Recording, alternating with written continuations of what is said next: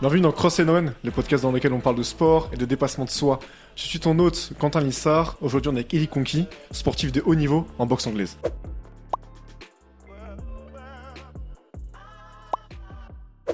What's up les boys, j'espère que ça va. Bienvenue dans Cross and Run. Ça va Eli? Merci, ça va et toi? Bah écoute, ça va, merci de venir dans le podcast. Bah merci pour ton invitation, ça fait plaisir. Je suis content qu'on puisse se faire ça enfin. Yes. Est-ce que, voilà, on va commencer directement le podcast. Est-ce que rapidement tu peux te présenter à ceux qui écoutent Cross and Run et qui ne te connaissent peut-être pas encore? Alors salut l'équipe, je m'appelle Eli Conqui, j'ai 32 ans, je suis boxeur professionnel en boxe anglaise. J'ai une carrière assez bien fournie en termes de titres et en termes de combats. J'ai plus de 100 combats en boxe olympique. J'ai été en équipe de France. Je suis en boxe olympique, je suis 4 fois champion de France chez les seniors, mais j'ai pris des titres avant ça. Je suis vice-champion de l'Union européenne. J'ai été médaillé de bronze, d'argent et d'or sur des tournois internationaux. J'ai été quart de finaliste au championnat d'Europe. Et j'ai participé aux Jeux Olympiques de Rio, du coup. Ça, on va en parler parce que ça me fascine. Quand tu dis boxe olympique, c'est quoi concrètement? En fait, faut bien faire la différence entre la boxe pro et la boxe olympique. La boxe pro, c'est vraiment tu te représentes toi. Tu boxes en ton nom, mais pas au nom de ton pays. La boxe olympique, t'es en équipe de France, t'es en équipe. Tu dois être le numéro 1 dans ta catégorie pour participer du coup aux tournois, les plus gros tournois internationaux. Ça compte championnat d'Europe, championnat du monde, ça compte les Jeux Olympiques. Après, ça compte aussi des grosses compétitions intermédiaires, on va dire, comme les Jeux européens, les Jeux méditerranéens, les Jeux de la francophonie. Et voilà, donc c'est un sport en équipe. Sur le ring, on est tout seul, mais voilà, on est un par catégorie. À l'époque, moi, quand je boxais, il y avait 10 catégories. Donc, moi, j'étais le numéro 1 des 52 kilos. Exactement. T'imagines? Et en plus, quand tu vois que la boxe, c'est un milieu, enfin, de ce que je vois, qui est hyper concurrentiel. Ah, ouais, grave. Franchement, grave. C'est fort. Ah, ouais, grave. Et justement, toi, comment t'as commencé la boxe? Parce que moi, de ce que j'ai pu voir, t'as commencé à 14 ans. Ah, comment j'ai commencé? On fait quoi? On fait Vas-y, raconte tout. On veut tout savoir. La version officielle ou la version officieuse? Fais la version officieuse. Non, Alors, comme tu veux, vas-y. Alors, la version officielle, c'est que, en gros, j'ai toujours été attiré par les sports de combat. Quand j'étais plus jeune, je kiffais Bruce Lee. Je kiffais Bruce Lee. Et moi, c'était les ninjas, les trucs, voilà, les arts martiaux, ça me fascinait. Je me suis mis au taekwondo. J'étais plutôt pas mal. Mais au niveau de l'organisation du club en soi, c'était pas trop ça. Tu vois, à l'époque, j'avais 10-12 ans, ma mère, elle travaillait à cette époque-là, donc des fois, il y avait entraînement, des fois, il y avait pas. Des fois, on attendait sur le parking, on attendait une heure et demie, et ma mère, elle dit, bon, allez, c'est bon. Il y avait rien finalement, quoi. Il y avait rien au final. Okay. Donc, c'était vraiment l'organisation du club c'était pas trop ça. Donc, on a oublié le taekwondo. Et quelques années plus tard, il y a eu la boxe. À la base, je voulais faire du kick, mais j'ai pas trop kiffé, j'ai pas trop accroché. Et il y a eu la boxe anglaise. Et là, je me suis fait défoncer. Et je me suis dit, vas-y, je vais rester ici. Et à un moment donné, c'est moi qui vais défoncer les autres. Donc ça, c'est la version officielle. Ouais. La version officieuse. Maintenant, c'est celle qu'on attendait tous. La version officieuse. Tout ce qui, par rapport au taekwondo et tout, c'est vrai. Par rapport au sport de combat, j'ai toujours kiffé les sports de combat. Mais voilà, dans mon collège, il y avait une fille, elle me plaisait de ouf, tu vois. Et c'est toujours comme ça que ça commence. Voilà, c'est comme ça que ça a commencé. Et elle faisait du handball. Du coup, et comment ça se passe? Et il y avait grave des gars qui voulaient la gérer en gros, tu vois. Et moi, il y a un pote à moi, il s'appelle Moriba. Il m'a dit, hey, écoute, elle fait du hand, toi, t'as envie de faire de la boxe. Dans son club de hand, en dessous, il y a de la boxe. Pourquoi tu vas pas faire bluff, tu fais de la boxe, tu fais genre, tu fais de la boxe, et après, tu la raccompagnes et tout et tout. Souvent, il y avait ça en plus. Ah là là là là. J'ai dit, bah ouais, elle est belle. Du coup, moi, je fais quoi? Je vais au club de boxe, je fais genre, je prends la licence, etc., etc., et je les entendais, les filles, s'entraîner et tout, tu vois. Donc, et je restais en bas pour regarder la boxe et tout et tout. Et dès que je les entendais sortir, moi, je sortais, je faisais genre, je prends mon sac et je repars. Et là, ah, salut, comment tu vas? Ouais, il est fort, c'est fort. Et là, c'est parti de là. Et il y a un gardien du gymnase, et il me connaissait. Il connaît mon grand frère. Et il me voyait, il me disait, ah, mais toi, en fait, tu viens ici, mais tu t'entraînes jamais. Je dis, si, je me suis inscrit. Il me dit, écoute, vas-y, ouais, vas-y pour t'entraîner vraiment, tu vois. Là, j'ai dit, ouais, t'inquiète, je vais y aller, je vais m'entraîner. Et quand il me voyait avec les filles, il m'appelait Mytho. Il dit, ça va, Mytho, ça va? Wesh, Mytho, ça va ou quoi? Et les filles, elles disaient, ouais, mais pourquoi il t'appelle Mytho? Je dis, ah, c'est un truc entre nous, il connaît mon grand frère, mais c'est un truc entre nous, vas-y, laisse tomber. Il est bon jusqu'au bout. Hein. Grave. Et à un moment, il me prend entre quatre yeux, il me dit, regarde, tu veux que j'arrête de t'appeler Mytho? Va à la salle, tu fais une séance, à partir du moment où t'auras fait une séance, je te laisse tranquille. Je dis, vas-y, ok. Et à la salle, la première séance, elle était gratuite, tu vois. Donc moi, je fais ma première séance et tout. Et quand je fais ma première séance, il dit aux filles, ouais, regardez, Ellie, il est en train de s'entraîner. Du coup, les filles, elles descendent. Et elles me voient m'entraîner. Mais moi, je tapais comme un gueux, tu vois. Ouais. Mais en mode, ça m'a mis, j'étais trop déter, tu vois. Je fais le premier entraînement, hop, tac, je finis l'entraînement. Donc, je la raccompagne et tout. Et il y a un kiff, tu vois, il y a un truc qui se passe quand je m'entraîne. Du coup, je reviens. Je m'entraîne. Et je crois que il y a un des entraîneurs, il s'appelle Silman, il a vu qu'il y avait quelque chose, tu vois, à faire. Tu vois, parce qu'à l'époque, moi, j'étais un petit peu une tête grillée, tu vois, j'étais un peu déter, je faisais un peu le ghetto youth, un peu, tu vois. Et il voit qu'il y a quelque chose à faire.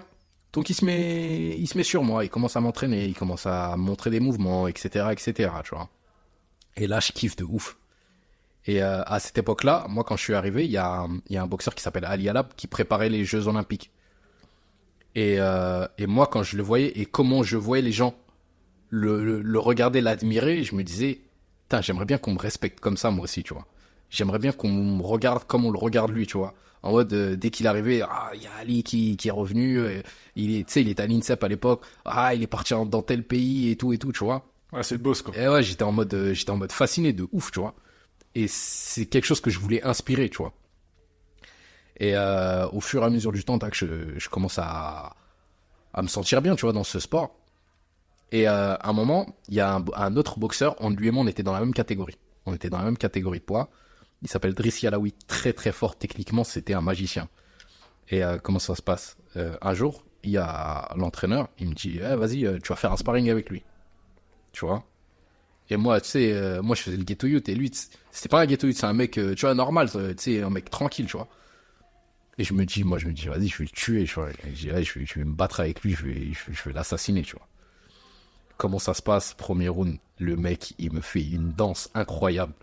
Tu vois, dans Dragon Ball Z, quand les mecs, ils disparaissent, ils réapparaissent derrière toi, il me fait, c'est ça qui se passait. Il disparaissait, et boum, j'en m'en mangeais une.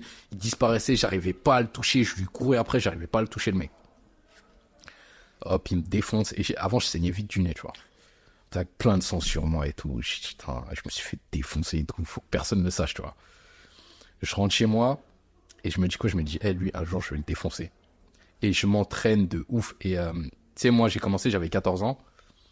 J'ai fait 1 an, j'ai pas fait de combat. J'ai fait que de m'entraîner. Et j'ai pas raté un seul jour d'entraînement. Pendant l'année-là que j'ai fait, pas un seul jour j'ai raté, tu vois. Donc, je m'entraîne à fond. Et mon entraîneur, l'entraîneur qui était au-dessus, il a dit, écoute, vas-y, je vais te faire combattre. T'as bien progressé et tout, je vais te faire combattre. Mais je me faisais toujours défoncer par Driss. Hein. T'inquiète, je vais te faire combattre. Ok. Je me rappelle le mec que j'ai boxé. Tu te rappelles toujours de ton premier combat? Le mec s'appelait Myron. Et c'était un gitan, je me rappelle. Et tu sais, quand t'as 14-15 ans, les gitans, ils sont beaucoup dans la boxe, tu vois. Ouais. En tout cas, à mon époque, ils étaient beaucoup dans la boxe. Et quand tu prenais un gitan, tu savais que ça allait être un combat dur, tu vois. En plus, du coup, c'était un combat vraiment, tu fais des vraies patates ou c'était un... Non. Moi, j'ai fait de la boxe amateur direct. Je voulais pas faire de boxe. Tu sais, il y a la boxe. Après, il y a qu'en France qu'on fait ça, mais il y a la boxe éducative où t'apprends vraiment la technique, mais tu dois pas appuyer les coups. Et il y a la boxe amateur où là, t'appuies. Si tu peux mettre KO, tu mets KO, tu vois. Et moi, fort, dans faire ça, c'est quand même fort. Hein. Ouais. Et moi, dans mon tempérament, faire de la boxe éducative, ça m'allait pas. Tu vois, à l'époque, moi, comment je boxais, aujourd'hui, c'est totalement différent, j'ai une boxe totalement différente, mais à l'époque, comment je boxais, c'était plus de la bagarre, tu vois. J'étais un rentre-dedans, j'étais un mec, quand je prenais des coups, je continuais d'avancer, tu vois. En fait, j'épuisais mes adversaires à l'époque, tu vois. Tu sais, je boxais vraiment avec la rage, tu vois. Ouais. Et comment ça se passe? Du coup, l'entraîneur, il me dit, vas-y, tu vas boxer un gitan, il s'appelle Myron et tout. Je dis, je vais le défoncer et tout. Et moi, à cette époque-là, je connaissais pas le monde de la boxe, tu vois. Je savais pas que boxer à l'extérieur, boxer chez un mec, c'était compliqué de gagner, tu vois. Donc, j'y vais là-bas. Tu sais, je me fais à une nouvelle ambiance, tu vois, un nouveau monde. C'était un nouveau monde pour moi. Hop, on fait la pesée, tranquille, je le crois, je le regarde mal. Moi, je fais le gangsta comme d'hab. Un tueur. Ouais, je fais le gangsta comme d'hab et je sens qu'il a peur, tu vois. Et ça, moi, je me nourris de ça, tu vois. Donc, on fait le combat, et le mec, je l'ai détruit. Franchement, je l'ai détruit dans toute sa famille et tout. J'ai une destruction incroyable. Et j'étais excité, tu vois. Donc, je gagne mon premier combat, j'enchaîne, je gagne 2, 3, 4, 5 combats, tu vois, j'enchaîne. Mais comment t'expliques que tu gagnais le départ? Franchement, j'avais trop la haine. En fait, j'avais T'avais la haine contre quoi? Je voulais gagner, je voulais me faire respecter, en fait. Ok. Tu vois, mais j'avais, tu sais, j'avais envie de me faire respecter, mais avec rage, tu vois. Ok. Je voulais qu'on me craigne. Tu vois ou pas? Et un jour, qu'est-ce qui se passe? Je fais un combat à Nantes. Je fais un combat à Nantes contre un boxeur, je sais plus comment il s'appelle. Et c'est là que je découvre le premier vol de ma carrière, tu vois. Après, c'est pas quelque chose de récurrent, mais c'est là que, tu vois, t'as vu dans la boxe, il y a des bons côtés, mais comme il y a des mauvais, tu vois, dans tous les sports. Et ça, c'est le mauvais côté de la boxe, c'est ça. C'est quand tu vas chez un mec, pour le taper, faut y aller, tu vois. Bah, souvent, en plus, on entend ça, c'est dans le cas des sportifs en Ouais. boxe. Ouais. T'as tout le temps un mec qui va te dire, voilà, moi, on m'a volé au moins une fois. Donc, Ouais, tu- au moins, il y a aucun boxeur qui a fait une carrière dans laquelle toutes les décisions qu'il a faites, elles ont été justes ou justifiées, tu vois. Et ce mec-là, genre, je le tape et il me met de perdant, tu vois. Le problème de ce combat-là, c'est que ce mec-là, je devais le reboxer 3 semaines après. Parce qu'il y avait un interrégion. Ok. Tu vois, il y avait un interrégion. Donc c'était Pays de la Loire contre Île-de-France. Tu vois, donc moi, je rentre en équipe d'Île-de-France, du coup. Et le mec, je le reboxe. Je lui ai mis un arrêt de l'arbitre. Je me rappelle, sa petite sœur, elle était là, elle était en train de pleurer. Sa mère, elle criait, arrêtez le combat et tout. Et moi, tu sais, j'avais du sang dans les yeux. Genre, je continuais de taper. Et moi, je savais pas que c'est l'arbitre qui te dit d'arrêter et il faut que tu t'arrêtes. Moi, je continuais de taper et tout. Tu tapes encore, l'arbitre, je Putain, t'avais dit, l'arbitre, stop. Tu sais, j'entendais stop, mais moi, je continue de taper. Et l'arbitre, il m'attrape. Ouais, calme-toi et tout. tu vas le tuer, Et quoi. ils arrêtent le combat et tout. Et voilà. Et après, ma carrière s'est lancée comme ça. Ce combat-là, ça a été le combat déclic, on va dire.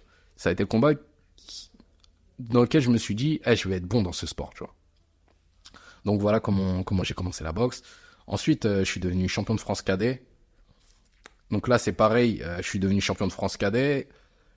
Souvent, quand un mec il vient d'arriver dans le milieu, tu sais, moi, personne me connaissait, tu vois. Le mec, il vient d'arriver dans le milieu, j'étais cadet 2, j'ai fait champion de France cadet 2, mais tu sais, t'as des mecs qui font la boxe éducative, ils avaient 6 ans, t'en as, ils ont commencé, ils avaient eu 10, 11 ans, tu vois. Moi, j'arrive, en 1 an, je deviens champion de France cadet. Les gens, ils disent, Ouais, c'est rapide, hein. ouais, Enfin, ils se disent, personne ne voilà, le fait quasiment. c'est rapide. Ouais. C'est rapide, allez, lui, l'année prochaine, chez les juniors, tu vois, c'est plus sérieux, tu vois, tu rentres en équipe de France, etc., etc. C'est pas une médaille, c'est une ceinture. T'as beaucoup plus de monde dans la catégorie, tu vois. Les gens, ils se disent, bah, on va voir ce qu'il vaut chez les juniors. Et je me rappelle, à cette époque-là, il y avait un boxeur qui était déjà en équipe de France. Il s'appelait Le Grand Vincent, c'était lui le boss dans la catégorie, tu vois. Et lui et moi, on était dans la même catégorie. Je t'ai dit, c'est bon, c'est parti, là. Je me suis dit, lui, faut que je me le fasse, tu vois. Et comment ça se passe? Et lui, c'était un boxeur, c'était un contre-attaquant. C'est un très très bon contre-attaquant, tu vois. Et moi, j'étais un rentre-dedans. Ça veut dire que pour lui, moi, j'étais le profil parfait. Bah ouais, alors que toi, c'est pas forcément le cas. Et moi, après, moi, j'étais habitué à boxer un technicien par rapport à Adris, qui était dans mon club, tu vois, qui était gaucher comme lui, qui était un technicien. Sauf que lui, la différence, c'est que lui, il frappait, tu vois. Donc, comment ça se passe? Moi, je me prépare que pour lui, tu vois. Et je me rappelle, je rentre en 8e de finale des championnats de France junior, du coup. Bon, je tape le mec en 8e, je tape le mec en quart, et lui, je le rencontre en demi, parce que je crois que j'étais numéro 3, je crois. C'est par rapport au classement, c'est ça? Ouais, c'est ça. Ok. Lui, je le prends en demi, tu vois. Et mon coach de l'époque, il me dit, écoute, Eli, lui, il va t'attendre sur un terrain dans lequel t'es à l'aise. Moi, je veux que tu fasses totalement le contraire, je veux que tu le prennes en contre-attaque. Je veux que tu le contres, le mec. Et moi, c'est un truc que je savais pas le faire, tu vois. Ah ouais, comment tu te dis quoi, du coup, à ce moment-là? Et je me suis dit, comment je vais faire, tu vois. il faut que je m'adapte. Et du coup, j'essaye de travailler du coup avec Driss en contre-attaque. Et le problème de Driss à l'époque, c'était que lui, il savait pas rentrer dedans, tu vois. Donc c'était vraiment un jeu tactique. Qui va faire l'erreur, quoi. Et franchement, j'ai appris de ouf sur cette préparation-là. J'avais appris de ouf. J'arrive en combat, je mets la tactique en place et tout marche. Tout rentre. Vraiment, tout rentre. Premier round, je le gagne. À l'époque, c'était 4 rounds de 2 minutes. Premier round, je le gagne. Deuxième round, je le gagne. Troisième round, je le gagne. Dernier round, et en plus, c'était dans le nord chez lui, tu vois. Dernier round, j'ai au coach, vas-y, c'est bon, laisse-moi lui rentrer dedans. Il me dit, vas-y, rentre-lui dedans. Et je commence à lui rentrer dedans, il me met 2 contre. Papa. On revient comme avant. Et je me remets en contre-attaquant. Du coup, le mec, je le tape. Et là, ça y est, là, je me suis fait un nom. À partir de ce moment-là, les gens, ils ont dit, ah ouais, il est conquis. Il est chaud, lui. Il est chaud. Je deviens champion de France après. Je rentre en équipe de France. Et là, c'est parti. Hein. Je rentre en équipe de France. Je commence à faire des stages à l'international. Donc, mon premier stage à l'international, c'était en Angleterre, à Sheffield. Ok. Donc là, je rencontre les numéros 1 anglais, tu vois. Il m'appelait Eddie Murphy à l'époque. Tu vois. C'était bon enfant. Et moi, j'ai kiffé parce qu'on avait une équipe. À l'époque, il y avait Souleymane Sissoko avec qui j'ai fait les jeux. Il y avait Tony Yoka avec qui j'avais fait champion de France. Il était dans mon club à cette époque-là. Il y avait un autre boxeur qui aujourd'hui, il marche bien chez les professionnels. Il s'appelle David Papo.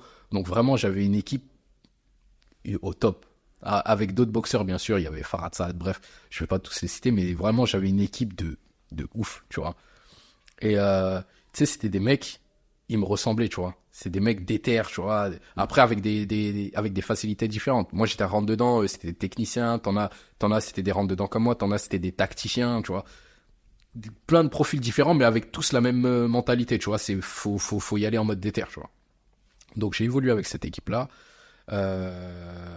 Voilà, les stages en international, ça se passait super bien. Par contre, là où j'ai eu un choc en rentrant en équipe de France, c'est le niveau national et le niveau international. Rien à voir. Oui, il y a un gap, non? Rien à voir. Franchement, je crois que mes 3 ou 4 premiers combats internationaux, je les ai perdus. Vraiment. Et mon premier combat international, je me suis fait dézinguer. Vraiment, je me suis fait tuer, tu vois. En France, j'étais considéré comme un puncher, j'étais considéré comme un boxeur dur. Je suis arrivé à l'international. Quand j'ai regardé le combat à l'époque, on dirait que j'étais un chiffon. J'avais boxé un Turc, je me rappelle à l'époque. Je me suis fait détruire. Vraiment, je me suis... Et tu sais, on se taillait beaucoup, tu vois. Et l'entraîneur de l'époque, il disait, regarde, frappe comme un Turc, Eli. Tu sais pourquoi on dit ça maintenant. Mais, tu sais, j'avais une mentalité dans laquelle je restais pas sur ma défaite, tu vois. Je restais pas sur le fait de m'être fait défoncer. J'étais plus dans l'optique de, ces mecs-là, comment je vais les taper? Tu vois, après le deuxième combat international, je me fais taper. Troisième combat, je me fais taper. Et le dernier combat, c'était contre un Allemand.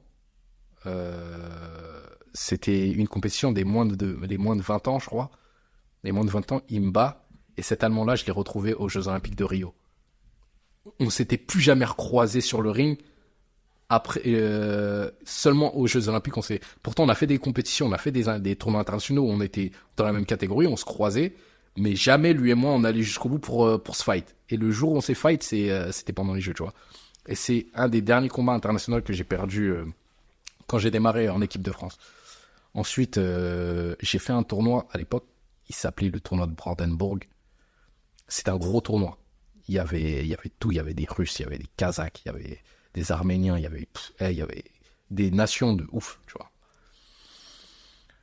Entre-temps, t'as vu, j'avais une boxe par rapport à ma morphologie qui n'était pas adaptée. Tu vois, moi, je suis, quand tu me regardes dans la catégorie, je suis grand et j'ai des grands bras, tu vois. Ouais. Et pourtant, quand je boxais à mi-distance. Tu vois, moi, je cassais la distance. Moi, fallait que ça fight, tu vois. Faut que tu rentres dedans. Ouais, fallait que je pète dedans. Et à l'époque, il y avait Mariano Gonzalez qui venait d'arriver, c'était un entraîneur cubain. Franchement, il m'a recadré, mais d'une manière, il a fait de moi un technicien, mais hors pair. Et c'est vraiment là que les gens, ils ont compris que j'avais du talent, tu vois. Tu sais, t'as des mecs, ils sont talentueux de nature. Moi, je suis un gros travailleur, mais à force de travail, j'ai fait évoluer ça en talent. T'as capté? Ok. Tu sais, les gens, ils se disent, waouh, on dirait quand ils boxent, tu sais, aujourd'hui, les gens, quand ils me regardent boxer, ils se disent, waouh, on dirait c'est facile. Alors que c'est que le travail qui a fait que je donne l'impression que c'est facile. T'as des mecs comme Tony Yoka, par exemple. Tu sais, comme on dit, t'as des mecs qui puent la boxe. Tu sais, j'ai un gars dans mon club, il s'appelle Christé Sabé. C'est un mec, il pue la boxe. Tu sais, c'est dans lui, tu vois. Moi, c'est différent. Moi, j'ai fait en sorte de bosser pour qu'on voit le talent en moi, tu vois. Et du coup, bah, ça a duré genre, tu sais, ça a duré 1 an de tout casser et tout reconstruire. Ouais, ça a duré 1 an. Pour te faire de moi un vrai technicien, ça a duré, ouais, 1 an, tu vois. Et c'est 1 an, quand t'es en équipe de France, 1 an, c'est très très long. Tu vois, tu vois tes potes, ils partent à l'international, t'en as, ils ramènent des médailles. Toi, des fois, tu perds contre des mecs, ou bien tu fais des combats serrés face à des mecs, normalement, tu peux les taper, mais facile, tu vois. Mais comment toi, entre guillemets, tu te fais confiance pour te dire, là, ce travail, il est nécessaire à faire. Ouais, moi, je me dis, faut que je fasse ça. Faut que je bosse. Mais t'es persuadé, là, t'es sûr, enfin, Ouais. tu sais qu'il faut que tu le fasses, quoi. Je sais que je dois le faire. Je sais que je dois le faire parce que moi, mon objectif, c'est qu'on me respecte, tu vois. Tu sais, cet objectif-là, je m'en étais jamais sorti de la tête. Parce que, entre-temps, moi, je voyais Ali qui venait à la salle et tout. Je voyais, même quand il a arrêté sa carrière, il est passé professionnel. Tu sais, il avait cette aura, tu vois, cette aura de ah ouais, lui, c'est quelqu'un dans le monde de la boxe. Moi, à l'époque, quand je suis rentré en équipe de France, ah, c'est toi qui es dans le club de Ali Alab. Tu vois, tu sais, Ouais, t'es dans le club 2. voilà, t'es dans le club 2. C'est pas, ah, c'est toi, Eli Conki, tu vois. Aujourd'hui, c'est différent. Mais à l'époque, c'est toi qui es dans le club d'Ali Alab, tu vois. J'étais fier. Mais en même temps, je me disais, moi aussi, je veux être quelqu'un, tu vois. Et j'ai travaillé de ouf pour devenir ce quelqu'un-là, tu vois. En vrai, c'est puissant quand même quand tu y penses. Hein. En fait, ton objectif, vraiment, tu sais, en fait, il est vraiment fort. En fait, il va vraiment au-delà de la boxe, tu vois. Ouais, en fait, tu sais, moi, je voulais pas être un champion. Tu vois, je voulais pas être champion du monde. J'ai jamais dit, ouais, je veux être champion du monde, je veux être truc. Je voulais qu'on me respecte. Mais c'est vraiment, Tu c'est vois. fort parce que pour la fois qu'on me le dit, justement, ça Ouais, fait non, qu'on me respecte, tu je vois. voulais qu'on me respecte. Ok. Je voulais que, quand on me voit, on dit, ah ouais, lui, c'est un boxeur, ah ouais, il est chaud et tout, tu vois. Et je voulais inspirer le respect, tu vois. Après, faut savoir, c'est peut-être aussi du fait que, tu sais, moi, j'ai 4 frères. Je suis au milieu, et dans tous mes frères, il y en a toujours un qui a fait la diff. Tu sais, mon grand frère, tout le monde le connaît dans la ville. Tout le monde le connaît. J'ai celui qui est juste au-dessus de moi. Tu sais, il est tismé, il a les yeux marrons et tout, beau gosse de ouf et tout. Et mon petit frère, pareil. Tismé, beau gosse de ouf. Et moi, moi, à l'époque, j'étais tout queuse. J'étais un peu timide. Tu vois, j'étais pas extraverti. J'étais pas à l'aise comme je le suis maintenant, tu vois. Voilà, je me cherchais, tu vois.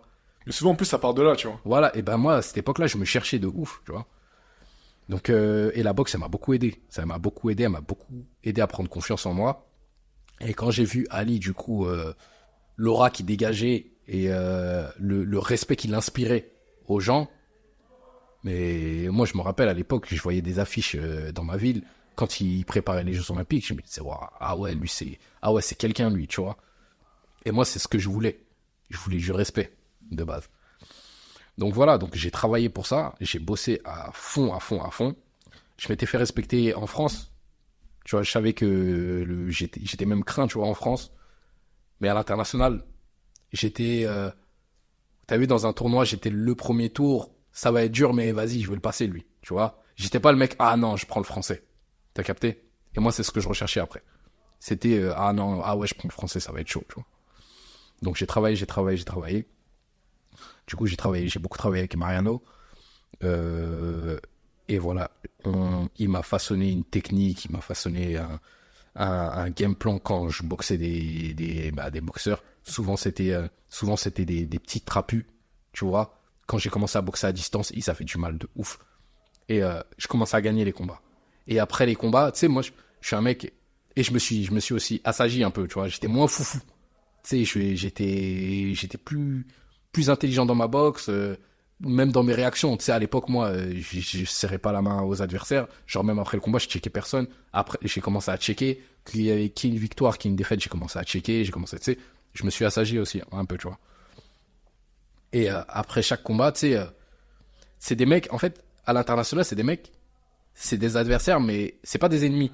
Ça veut dire que tu boxes un mec, dès que la compétition elle est finie, ben on peut se voir, genre des fois on sortait, on se croisait dans un centre commercial et tout, on se checkait et on commence à parler. Et là les mecs ils commencent à me dire ouais t'as des grands bras et tout, franchement t'es pas facile à boxer et tout. Et eux ils savaient pas, mais moi ça me confortait dans l'idée de me dire ce que je fais je le fais bien, tu vois. Le travail que je fais c'est pas pour rien. Au-delà du fait d'avoir des victoires, les mecs ils étaient réels avec moi, ils me disaient ouais franchement c'est dur de te boxer, t'es pas facile à boxer. Ah, tu bouges bien et tout, ta distance, tu la gères bien et tout, franchement, c'est bien. T'en as même qui m'ont dit, ouais, je t'ai vu contre le Turc, mais comment t'as progressé depuis? Et là, c'est une satisfaction incroyable.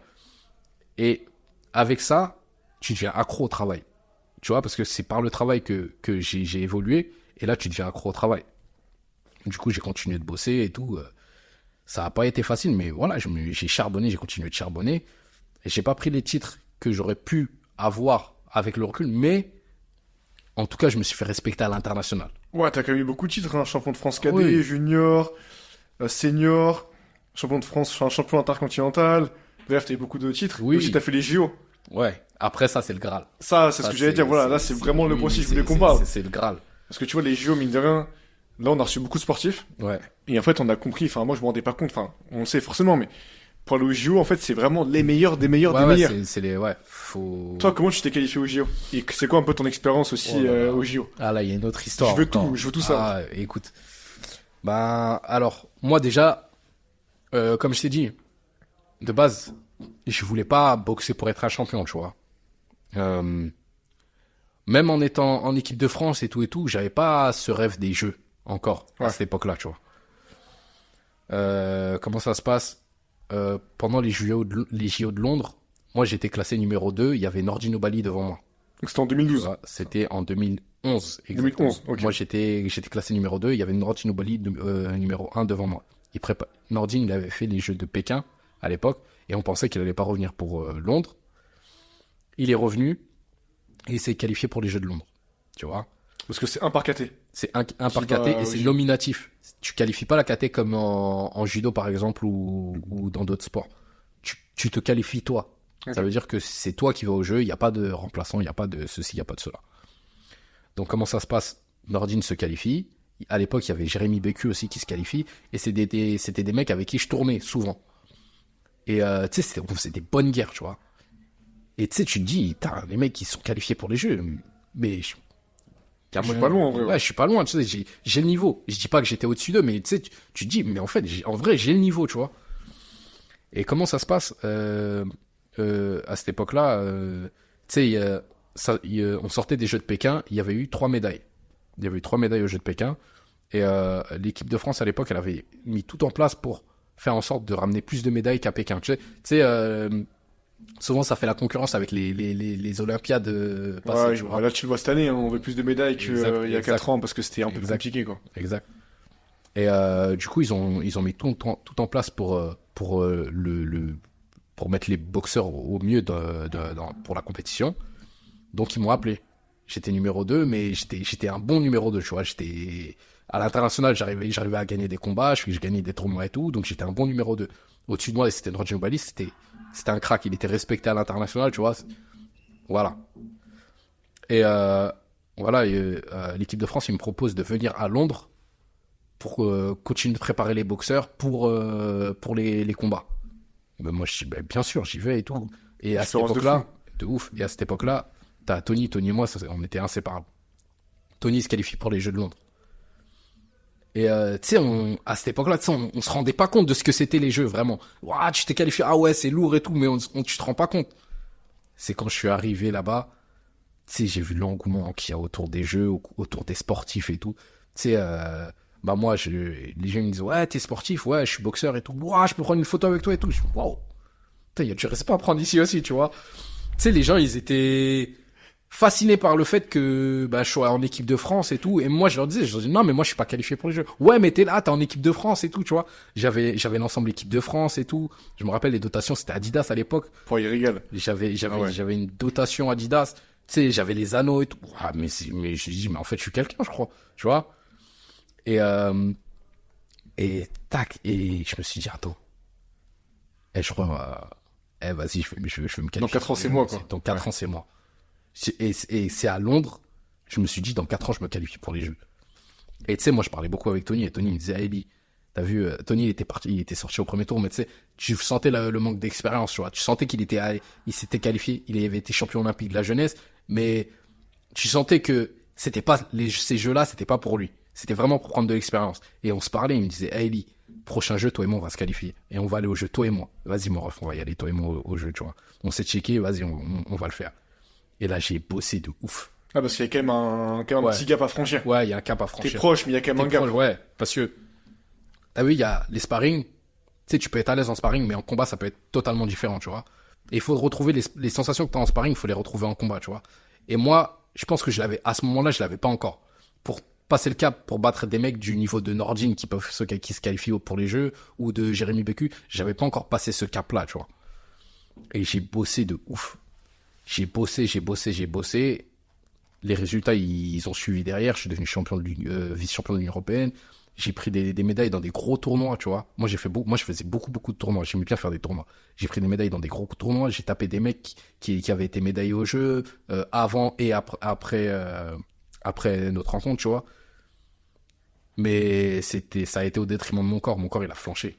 Ce que j'ai dit, au bout d'un moment aussi, physiquement, mentalement, c'est compliqué. Moi, faut savoir tu prends des coups aussi. Ouais. Faut savoir que moi, je suis un gros travailleur. Et moi, tu sais, quand je m'entraîne, je compte pas mes heures. Tu vois, ça veut dire que, vas-y, même je vais sentir une douleur, vas-y, c'est rien. Et moi, il y a une certaine époque, kiné, je disais, vas-y, t'inquiète, moi, je vais me rétablir tout seul, tu vois. Mon corps, il va faire le boulot, tu vois.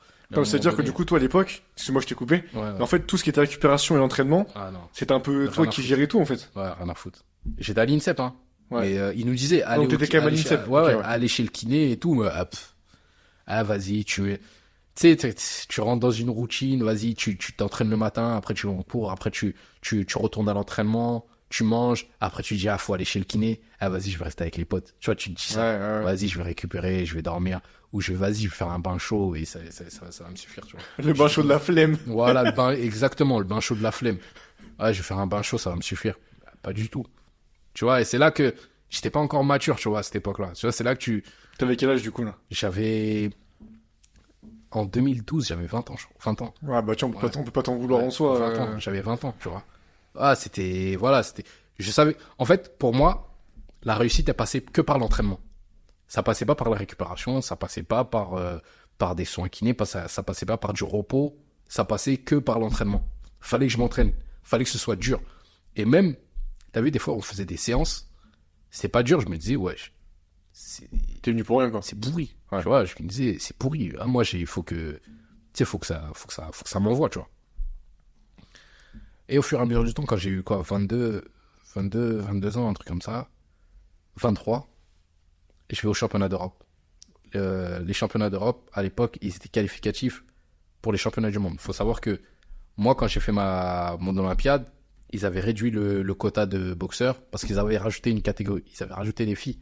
Tu vois, c'était la première fois que les filles rentraient. Et du coup, ils ont réduit. Ils ont réduit. Okay. Ça veut dire qu'il y avait moins de place pour nous, tu vois. Il y avait moins de place pour nous. Et en plus, à cette époque-là, les pros aussi prenaient de la place. Parce que c'était les premiers jeux où ils voulaient intégrer des boxeurs professionnels. Donc, il y avait encore moins de place. Attends, en gros, les pros, ils peuvent faire les jeux? Ouais, les pros, maintenant, ils peuvent faire ça. les jeux. Ouais. Okay. Ouais. Et c'est au jeu de Rio, les pros, ils ont mangé aussi des places pour les jeux, tu vois. Donc, l'étau, il était en train de se resserrer. C'est compliqué, ouais. Donc moi, je me disais quoi, je vais bosser.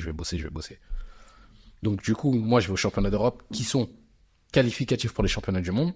Parce que avant, pour aller aux championnats du monde, en tout cas à l'année olympique, pour aller aux championnats du monde, tu envoies le mec dans la catégorie et voilà. Sauf que là, comme l'étau, il se resserrait, comme il y avait moins de place, pour aller aux championnats du monde, il fallait faire partie du top 10 Europe, tu vois. T'imagines. Donc moi, je vais au championnat d'Europe, j'étais chaud. À cette époque-là, j'étais chaud, tu vois, je rentre en 16e, je crois. Je tape le serbe. En 8e, je prends le russe, je le tape. En quart, je prends l'espagnol. Faut savoir que avant ces championnats d'Europe-là, moi, j'avais fait un tournoi en Allemagne, il s'appelle Halle, je crois, un gros tournoi. Il y avait les Ouzbeks, il y avait les Kazakhs, il y avait les Coréens, il y avait beaucoup d'Asiatiques, tu vois. Et les Asiatiques dans ma catégorie, ils sont chauds. Et à ce tournoi-là, je fais argent. Mais en finale du tournoi, genre, je me fais une luxation. Et moi, comme d'hab, bah, vas-y, j'ai mal à l'épaule, vas-y, c'est rien. T'as rien fait, genre, après. J'ai rien fait. La nuit, je souffre de ouf. Ah ouais. Une souffrance incroyable. Je vais voir le kiné le soir. Je dis, écoute, j'ai mal à l'épaule et tout. Tac, il masse. Pam. En fait, mon épaule, elle s'était décalée, tu vois. Il me la remet en place. Je dis, c'est grave ce que j'ai eu. Il me dit, ouais, bah, faut que tu fasses du renfort et tout, faut que tu fasses attention et tout, mais tranquille, tu vois. Je lui dis, pour l'Europe, c'est bon. Il me dit, ouais, t'inquiète, championnat d'Europe, c'est bon. Et du coup, comme j'avais fait déjà 2 tours au championnat d'Europe, tu vois, moi, l'idée de l'épaule, c'est. Bien sûr. Ouais, je m'en foutais, tu vois. Comment ça se passe? Donc, je prends un Espagnol, il s'appelle Kelvin Delanive. On s'était boxé. Lui, il avait fait les Jeux de Pékin, il avait fait les Jeux de Londres. Tu vois? On s'était boxé 3 fois. Il m'a battu 2 fois, je l'ai battu 1 fois. Et là, c'était la belle, genre, là, j'étais en train de me taper. On se boxe, pam, je prends le premier round tranquille. Deuxième round, je le prends tranquille. Dernier round, il doit rester quoi? Il doit rester 15 secondes de combat. C'était en quart de finale. J'avais assuré la médaille. J'étais qualifié pour le championnat du monde. Et à un moment, je crois que dans mon coin, on me dit, ouais, fais attention, il arrive, crosse-le. Il me met une feinte, je crosse dans le vide. Mon épaule, elle sort. L'épaule, elle sort. Et tu sais, moi, dans mon esprit, je reviens en garde, tu vois. Et il me regarde. Et tu sais, mais ça a duré quoi? Ça a duré 3 secondes, tu vois. Il me regarde. Mon épaule, en fait, j'étais comme ça. Et je regarde comme ça.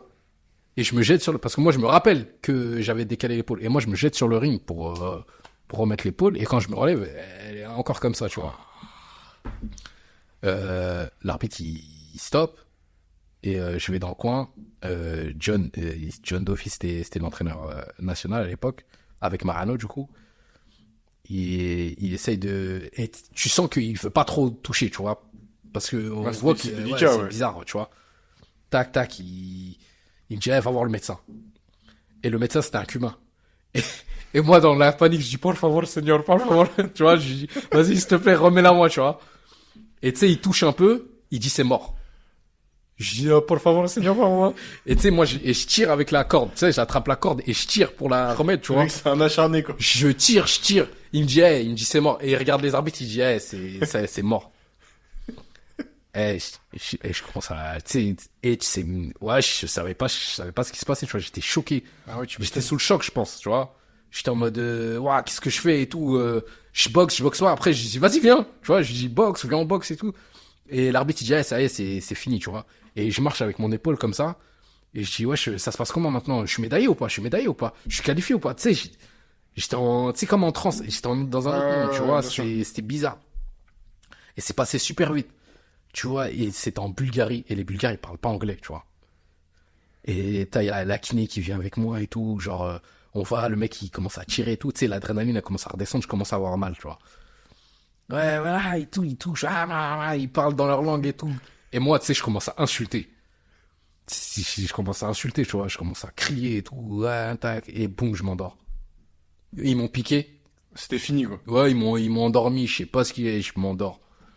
Et la kiné, elle me dit quoi? Elle me dit, ouais, hey, Ellie, quand ils t'ont remis l'épaule, c'était comme si on fermait un coffre. Genre, elle m'a dit, ça a fait un bruit. C'est incroyable. Bref. Mais comment tu te remets une blessure comme ça? Tu vas voir. C'est la fin de l'histoire. Comment ça se passe? Du coup, moi, du coup, on rentre en France, je me fais rapatrier, du coup. L'AIBA, du coup, l'Espagnol, il gagne par KO technique. Il est médaillé. J'avais trop la haine. Tu vois. T'as rien, du coup? J'ai rien. Mais l'AIBA, il me qualifie quand même pour les championnats du monde. Tu vois, comme j'étais dans le top, il me qualifie pour les championnats du monde. Tu vois. Donc, moi, je rentre en France. Je me rappelle, je me fais ça. La luxation, je me la fais le 17 août. Je rentre en France le 19. Tout de suite, j'ai un rendez-vous avec le médecin. Il s'appelle comment il s'appelle? Ah, je sais plus comment il s'appelle. Un très bon chirurgien. J'ai rendez-vous avec lui. Et les championnats du monde, c'était en octobre. Il me dit, bon, écoute, Eli, je vais t'opérer le 11 septembre. C'est compliqué. Moi, je me dis, je suis entraîné encore. Ils m'ont remis le bras, tac, je me dis quoi? Je vais me faire opérer, c'était ma première opération. Je vais me faire opérer, j'attends que ça cicatrise, je vais aller au championnat du monde. Il me dit, ouais, je vais t'opérer le 11 septembre. J'ai dit, ah, vas-y, bah, c'est top, parce que moi, fin octobre, j'ai les championnats du monde qui sont qualificatifs pour les Jeux Olympiques. Il me dit, et alors? Je dis, bah, gros, opère-moi et vas-y, on retourne au combat, tu vois. Il me dit, ah, non, mais là, tu pars pour 6 mois au minimum, hein. Et j'ai dit, comment ça pour 6 mois? Il faut que je me qualifie pour les Jeux. J'ai dit, écoute, là, les championnats du monde, tu oublies. Tu veux aller au championnat du monde sans que je t'opère? Vas-y. Ton épaule, elle va lâcher. Avec la quantité de travail que vous faites, avec l'intensité que vous mettez dans vos combats, ton épaule, elle tiendra pas. Et là, si tu te blesses au championnat du monde, les Jeux, tu les oublies. Wow. Je dis, ah ouais, c'est une dinguerie. Waouh, c'est un truc de ouf. Bref, vas-y, opère-moi. Il m'opère. Et tu vois, c'est là que tu vois que le sport de haut niveau, c'est un gras de ouf. Il m'opère. Et tu sais, moi, il y avait un numéro 2 derrière moi, tu vois. Lui, il s'est régalé. Et, il était content. Trop content, prof. Hop, je me fais opérer. Et là, tu sais, dans ma caté, personne ne va au championnat du monde, du coup, parce que c'était moi qui étais qualifié, personne n'y va. J'étais content. Comment ça se passe? Hop, je fais mon opération. Souffrance de ouf. Moi, c'était la première fois. Les trucs, faut faire attention avec la cicatrice et tout. Moi, je connaissais pas ces trucs-là. Faut changer les bandes, faut changer ceci, faut changer cela, faut enlever les fils et tout. Moi, je connaissais rien de tout ça.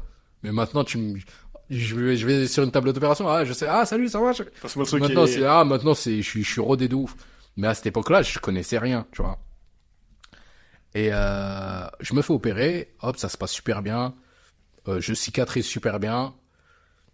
Et là, on me dit, ouais, voilà, hop, à un moment, j'enlève les fils, j'enlève la telle et tout, mais je sens que, tu sais, c'est plus mon corps, tu vois, c'est plus, tu sais, mon épaule, c'est plus comme avant, tu vois, je sens, on dirait que je suis dans le corps de quelqu'un d'autre, tu vois, c'est un truc de ouf aussi. Tu sais, quand la première fois que tu vis ça, et moi, j'avais jamais, je savais qu'il y avait des blessures dans le sport, tu vois. Mais on n'en a jamais vraiment parlé, tu vois.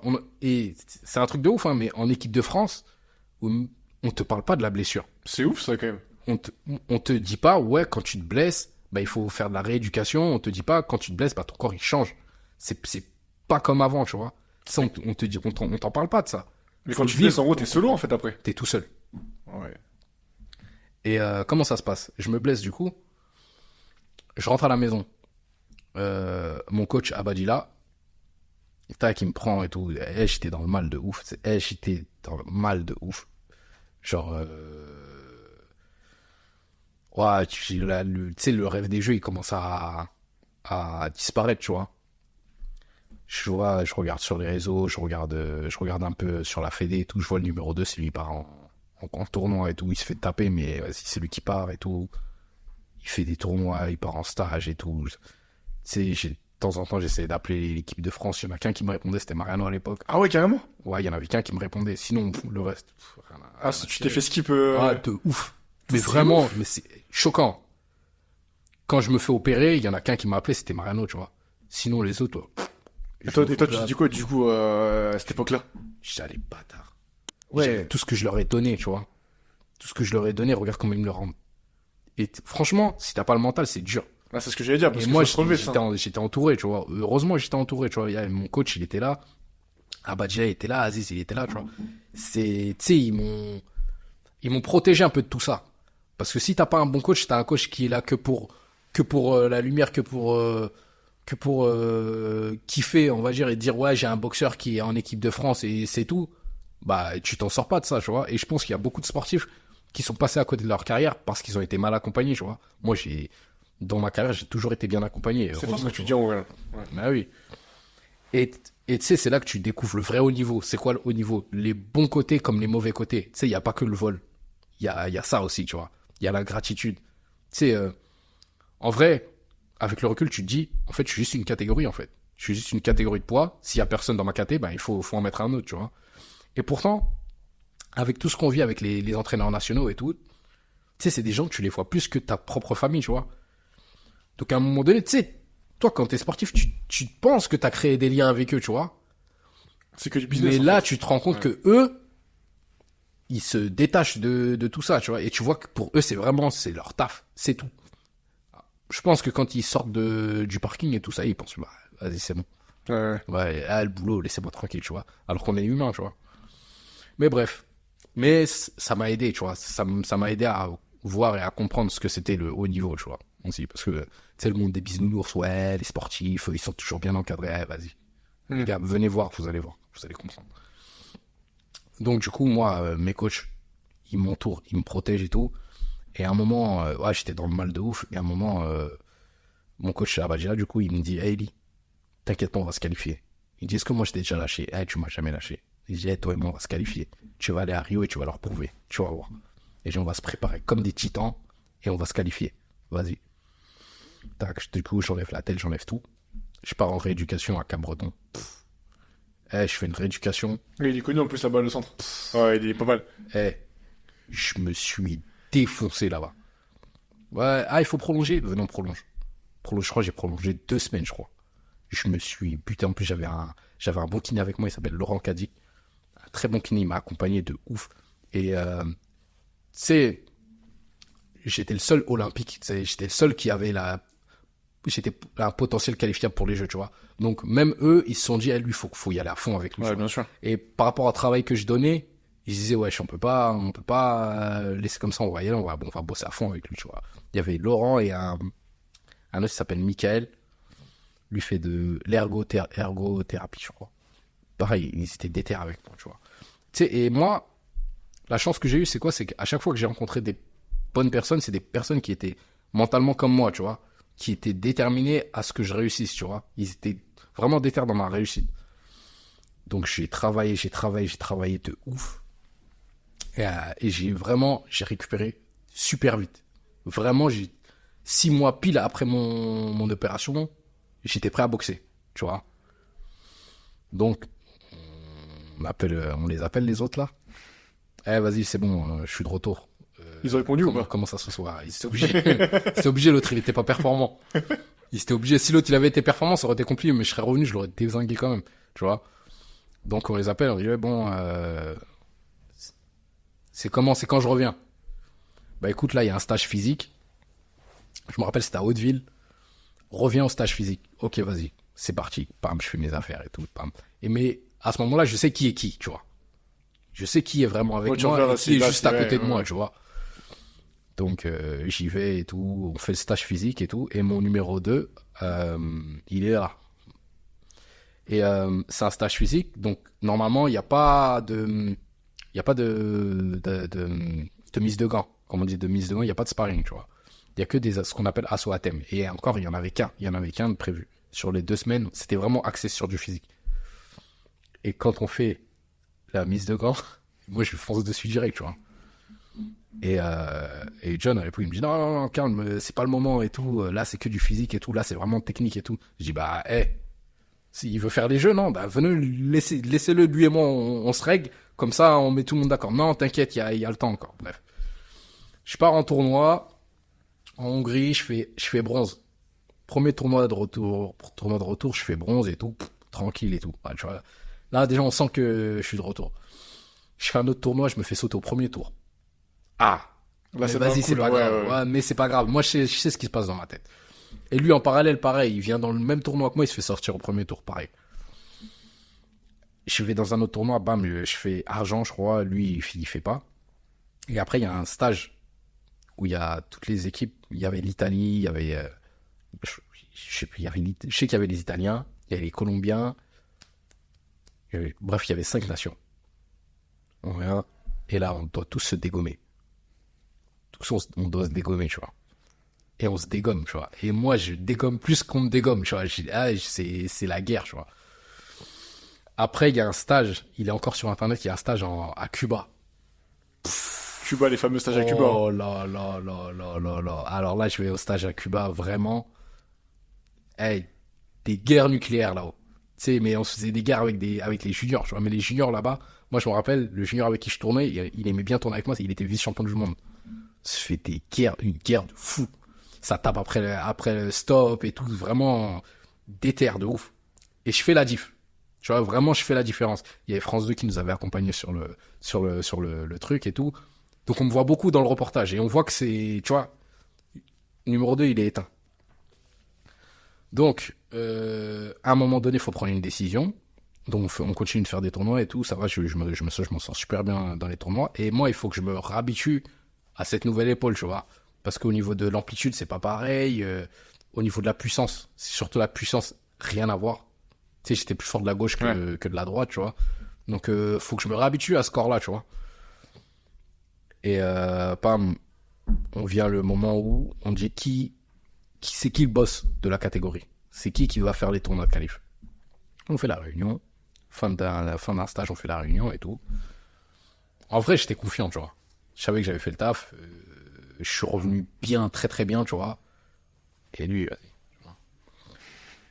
Et voilà, pam, il donne les noms des catégories. Bon, voilà, en 52 kilos, bah, Eli, il est de retour et tout. Donc, Eli, il fait le tournoi européen et auquel cas il se qualifie pas, bah, il fera le tournoi mondial. L'autre, ouais, mais je comprends pas. Je fais tous les stages. Moi, je prends la parole, je dis, gros, te compare pas à moi. T'es pas prêt encore. Je dis, t'es pas prêt. Moi, je suis là, je suis prêt. T'es pas prêt encore. Arrête. Tu sais, c'est le truc, c'est énervant, tu vois. Ouais. Moi, ça fait 4 ans que je le prépare, je les prépare, les jeux, tu vois. Ouais, t'es pas prêt. Attends-toi de voir. Hop. Du coup, je me prépare, pour le tournoi de qualif européen. Ah, là, et là, ça devient sérieux, tu vois. Tournoi de qualif, pareil, je rentre en 16e, je tape le mec en 16e, un mec normal. Et c'était en Turquie. Si je me rappelle bien, ouais, c'était en Turquie, Ankara. Et je prends un Turc. Là, c'était chaud. Je le tape bien. Quart de finale, faut arriver en demi pour se qualifier. Il y avait 3 places. Faut arriver en demi pour se qualifier. Je prends un Irlandais. Et un combat tactique de ouf. Tu sais, il était grand, gaucher, vraiment un profil que j'aimais pas du tout. Grand gaucher, tac, tac, pam. C'était... Et tu sais, Christian Mbili, je sais pas si tu vois. Non, je vois pas trop. À chaque fois que je boxais, il disait, allez, on va sortir les calculatrices, on va sortir les ordinateurs. Parce que vraiment, c'était de la tactique, tu vois. C'était un combat. Et ce combat, il m'a épuisé de ouf. Et je perds 2-1 sur ce combat-là. Lui se qualifie, moi, je me qualifie pas. Putain. Et sur ce tournoi-là, il y a Christian Mbili, il se qualifie. Paul, il se qualifie. Sofiane Oumia, il se qualifie.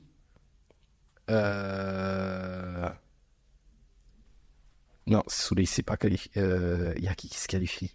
Je crois qu'ils sont 3 à se qualifier. Tony, lui, il était déjà qualifié. Il avait fait champion du monde, il était déjà qualifié. Ouais, 3 qualifiés sur 5. Il y avait que Hassan Hamzil et moi, on s'est pas qualifié. T'imagines, t'as plus de qualifiés que de pas qualifiés. Chaud. Je me sens mal. Bref. Ouais, vas-y, c'est pas grave, Eli. Dans 2 mois, non, 1 mois et demi, 2 mois, il y a le tournoi mondial. Et pour moi, c'était le dernier tournoi. Ce que j'allais dire, c'était la dernière chance de te qualifier. Ouais, c'était mon dernier tournoi. Et le truc de ouf, c'est quoi? C'est que, tu sais, t'as des mecs, ils étaient pros, mais en même temps, ils pouvaient faire les tournois amateurs. Parce qu'ils avaient pas plus de 10 combats, tu vois. Okay. Donc eux, ils en avaient 2 chances encore. Ils avaient le tournoi mondial, plus un autre tournoi où il y a que des pros. Et dans le tournoi où il y a que des pros, il y a 3 places. Et franchement, le tournoi où il y a que des pros, franchement, c'est tranquille, tu vois. Donc moi, c'était ma dernière chance. Et sur le tournoi mondial, c'était... il y avait 5 places. Donc, comme d'hab, je me prépare de ouf et tout. Je vais chez le kiné. Beaucoup de kiné, beaucoup. Cette fois-ci, le kiné. Hein. Ah ouais, à fond. Je me prépare et tout. Et franchement, sur ce tournoi-là, je me sens prêt, tu vois. Donc j'y vais. Souleymane, à l'époque, il avait pas fait le tournoi européen, il s'était blessé. Et lui, pareil, c'est sa dernière chance de se qualifier, tu vois.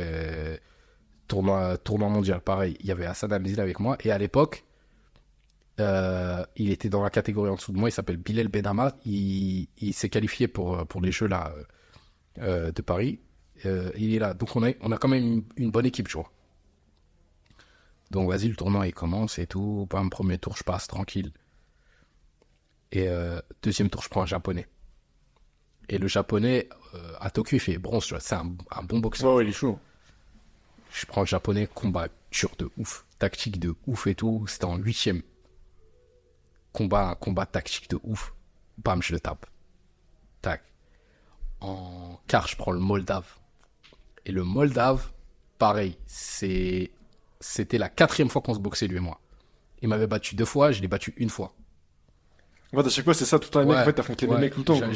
En fait, on se connaît tous. Dans la catégorie, quand t'es numéro 1, tu rencontres toujours les mêmes. Ouais, c'est comme au tennis, Ouais. dans tous les sports. Et lui et moi, bah, là, c'était la 4e. Et c'est la 4e, bah, je me suis dit, là, je vais le taper. Et c'est lui qui m'avait battu en finale de l'Union Européenne, c'est lui qui m'a battu, tu vois. Ok. Et moi, je l'ai battu en finale d'un tournoi je sais plus où, mais je le bats en finale d'un tournoi, tu vois. Et avant ça, il m'avait battu en Moldavie. On avait fait un tournoi en Moldavie, il me bat en Moldavie. Donc là, c'est la belle. Pour moi, lui et moi, c'était la dernière. Je savais que lui et moi, c'était la dernière fois qu'on se rencontre. Et là, le combat, il commence un combat de fou. Là, on fait un combat de fou malade. Vraiment, enfin, un gros combat. Et tac, et vainqueur par décision partagée. Donc, tu sais que le combat, c'était chaud. Ah ouais. Eli conquis. J'ai une photo. Quand je me qualifie, Du coup, là, tu vas au JO, quoi. crie. Non, je suis pas qualifié pour les jeux. Je crie et tout. Tu sais. Et juste après, c'est le combat de la qualif. Comment tu l'abordes, ce combat? Une pression de fou. Et par contre, Eli, je suis désolé, on va faire une petite pause. En fait, dans 10 minutes, faut qu'on arrête, parce qu'après, on a un tournage derrière. Vas-y, ok. Pas de Je soucis. pense pas que ça dure aussi longtemps, je suis désolé. Ouais, je t'ai dit, je débite, moi. Mais c'est pas très grave. Moi je propose qu'on va le sortir en 2 parties le podcast. Parce que Vas-y. Là, t'as explosé le chrono. Ah ouais, c'est sûr. Non, mais c'est pas très grave, mais c'est juste Ouais. qu'après, on... Du coup, tu vas finir de raconter quand tu t'es Ouais. qualifié, parce que c'est incroyable. Toi, tu fais du coup la question de fin. Et quand tu seras pas là, entre enquête de podcast, on va faire une petite. Enfin, une petite explication. comme quoi, Ouais, vas-y, Il y a vas-y. 2 parties. Ouais, t'inquiète, vas-y. Ok. vas-y. Attends, je joue juste pour Arthur. Du coup, comment ça se passe le combat de la qualif, du coup, c'est contre un Bulgare. Et le Bulgare, il avait été 2 fois champion d'Europe. Tu vois. Et il était chaud. Tu vois. Donc, et moi, comment j'aborde le combat? Je me dis, vas-y, c'est bon, là. C'est le combat de la qualif. Ça y est, je vais le taper, tu vois. Donc t'étais même pas de stress. Ouais, pas de T'étais stress. serein, quoi. J'étais serein de ouf. Trop serein, tu vois. Parce qu'en plus, c'est un peu le combat de ta vie, entre guillemets. Ouais, enfin. ouais. Mais tu sais, dans ma tête, genre, je vais me qualifier, tu vois. Dans ma tête, je vais me qualifier. Là, je monte sur le ring, je dis, je vais me qualifier. Ça y est, je vais me qualifier. Tu sais. Je fais le combat, le mec, il me tape. Il me tape. Genre, en mode, je perds le combat. En mode, tu sais, je suis dans le ring, je suis en train de perdre. Je me dis, gros, t'es en train de perdre, là. Wesh, tu vas pas faire les jeux. Pam, pam, pam. Le combat, il truc, et je me parle. Je dis, vas-y, accélère. Mon corps, il veut plus. En fait, mon corps, je lui ai trop donné. Et je lui ai trop demandé, tu vois. Et ça y est, mon corps, il flanche. Tu sais, les deux autres combats avec le japonais, avec le moldave. T'es en fin de tournoi, ouais, c'est compliqué. Ils m'ont pompé de ouf. Comment ça se passe? Hop, tac, je descends du ring et tout. Tac, et tu sais, on se check avec le Bulgare parce que c'est un mec, on se croise dans les tournois, tu sais, on se respecte et tout. Mais voilà, tu vois, il y a du respect. Et en fait, là, je peux me qualifier que si lui gagne le tournoi. Et il rencontre qui? Après moi, il rencontre tu sais, le Turc qui m'a défoncé sur Ouais. le truc. Il rencontre lui. L'histoire, elle est belle, hein. Ouais. Il le défonce. Il le défonce. Premier round, il le défonce premier round. Deuxième round, il jette l'éponge. Ah ouais, carrément. Ouais. Et en finale. Toi, le combat, tu le vois où, ça? Je vais le voir. Ah, tu vas le voir Je direct. l'accompagne. Mais le gars, je l'accompagne. T'es avec lui dans le vestiaire. Ouais, je l'encourage. Hein. Il s'appelle Daniel Asenov. Je l'encourage, C'est le énorme. mec. Je l'encourage. Tac, le mec arrête l'arbitre. Vas-y, c'est bon. Le mec, le Turc, il était qualifié, donc Ouais, il s'en fout un peu, quoi. il s'en fout. Arrête l'arbitre, hop, il descend. En finale, il prend l'américain. Vargas, il s'appelle l'américain. Je me dis, putain. Et cet américain, nous, on était allés au Colorado pour cet américain, on l'avait croisé. Et il est bon, tu vois. C'est un bon boxeur, tu vois. Tac, il boxe, papa, il gagne le premier round. Tac, tac, tac. Il perd le deuxième. Ça se joue sur le C'est dernier. Tac, tac, tac, tac, tac. Bam, il gagne le combat. Mais Lui et moi, on s'est croisés au self. Je l'ai pris dans mes bras. J'ai couru dans mes bras. Et le truc de ouf, c'est quoi? C'est que, t'as vu Souley? Ouais. En quart de finale, il tape un Bulgare. Et Souley, il doit gagner le tournoi pour qualifier le Bulgare aussi. Ok. Donc, tu sais, c'est deux entraîneurs, il y a un entraîneur cubain dans Bulgarie, et nous aussi, on avait un entraîneur cubain. Et déjà, vous avez intérêt de faire le taf et tout, ils se parlent entre eux et tout, faites le taf et tout, vous inquiétez pas, on va vous qualifier. Ok. De notre côté, comme de leur, tu vois, on va qualifier l'un et l'autre, on va se qualifier. Oh, je le prends dans mes bras et tout, je dis merci, franchement, t'es chaud et tout, franchement, respect et tout. Et voilà, et je me qualifie comme ça pour les Jeux. Mais moi, ma carrière, vraiment, elle a pas été de tout repos. C'est un truc de ouf. Et je suis content, tu vois, d'avoir eu une carrière comme ça. En tout cas, en olympique, je suis content. Après, je pense que j'aurais pu prendre des plus gros titres. Mais voilà, comme on dit, Dieu, il est au contrôle de tout, tu vois. Donc, moi, j'ai eu une carrière qui a fait qu'aujourd'hui, je suis respecté dans le monde de la boxe. Et c'est en vrai, C'est ce que tu moi, voulais. j'ai gagné mon Bien match. sûr. Moi, je suis respecté dans mon sport. J'ai prouvé maintes et maintes fois que j'avais ce qu'il fallait pour faire partie des meilleurs. Et voilà, hein. Écoute, mission accomplie, hein, on va dire. Magnifique. Franchement, ce qui est bien, c'est que du coup, on a vraiment vu les insights, vraiment parfois même très en profondeur, tu vois. Ouais. Et j'ai aimé parce qu'aussi, bah, tu vois, on rentre un petit peu dans l'intimité, Mm. tu vois, dans ce que forcément on peut rentrer. Mais c'est intéressant, tu sais, de voir que même juste pour aller au JO, ce qui est déjà énorme, le parcours, il est semé d'embûches. C'est un parcours de fou. Et ça, tu vois, en fait, en Franchement, écoutant, les gens, ils s'en rendent compte, tu vois, Ouais, que, ok, demain, t'es au JO, etc., c'est stylé, t'as le maillot, souvent, les gens, mais ils se disent, ouais, ils sont arrivés là parce qu'ils sont bons, tu vois, mais ils se rendent il y a un pas taf compte de fou du- derrière, t'as du des blessures, travail, des sacrifices, des gens qui tournent le dos aussi. des gens qui te tournent le dos. Tu sais, franchement, c'est dur. Et franchement, moi, tous les mecs qui se qualifient pour les Jeux, tu sais, quand t'es à l'intérieur, quand tu les vois avec ça, je dis, respect, mon gars. Franchement, ah ouais, t'as fait ce qu'il faut. Et même ceux qui se qualifient pas, moi, je sais ce qu'ils ont fait pour essayer de se qualifier, tu vois. Parce qu'il faut pas oublier, on a perdu des soldats. Il y en a, ils se sont pas qualifiés pour les Jeux, malheureusement. Parce que, bah, c'était pas le moment, parce qu'il y a eu blessure, parce qu'il y a eu un moment où ils ont été lâchés par telle ou telle personne, ou parce qu'il y a eu des moments de doute. Mais dans tous les cas, on a fait les mêmes sacrifices, on a mené les mêmes combats pour y arriver, et voilà, tu vois. Mais bon, c'est comme ça, c'est la vie, on peut pas toujours gagner, on peut pas toujours faire ce qu'on a envie de faire, mais on se donne les moyens de le faire, en tout cas, tu vois. C'est magnifique. Mais écoute, on va finir là-dessus. Yes. Rapidement, où est-ce qu'on peut te suivre? Ah, j'ai oublié de faire la question. Ouais, c'est moi. J'ai oublié de faire la question de fin. Dis-moi. En fait, si tu veux, à chaque fois, on pose une question de fin. C'est une question un peu basique. En fait, t'as 30 secondes Ouais. pour me convaincre, moi aussi, de faire de la boxe. Qu'est-ce que tu me dirais? Tu veux être meilleur? Ouais. Ah, fais de la boxe. Frère. Bah, écoute, Si c'était tu veux être meilleur, fais de la boxe, mon gars. en une phrase et respecté aussi. Ah oui, tu veux te faire respecter, fais de la boxe. Fais de la boxe. Mais déjà, c'est toi. Est-ce que toi, tu veux te sentir meilleur? Fais de la boxe, mon gars. C'est tout. Ouais, c'est fort. En vrai, ça passe par toi d'abord. Tu vois, par ton estime à toi. Et après avoir peut-être estimé toi-même, tu vas le faire ressentir aux autres. Tu vois. Moi, j'ai confiance en moi. Et cette confiance-là, je la fais ressentir aux autres. Ouais, bien sûr. Donc, tu veux être meilleur, gars. Fais de la boxe. Hein. Magnifique. Ouais.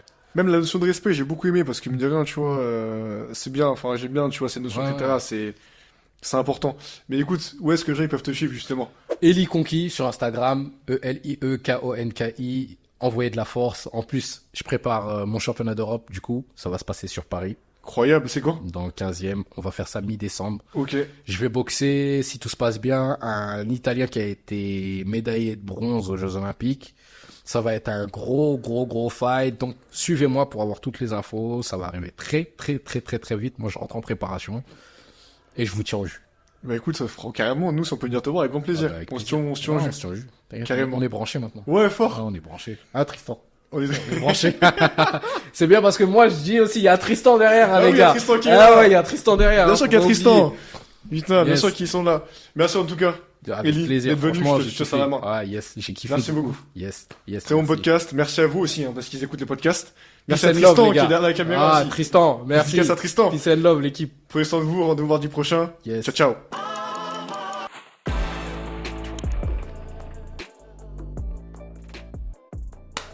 C'est la fin de ce podcast, t'es triste, moi aussi. Reste encore un petit peu, j'ai une annonce à te faire. Maintenant, on est partenaire avec Nutrimuscle, entreprise française de compléments alimentaires.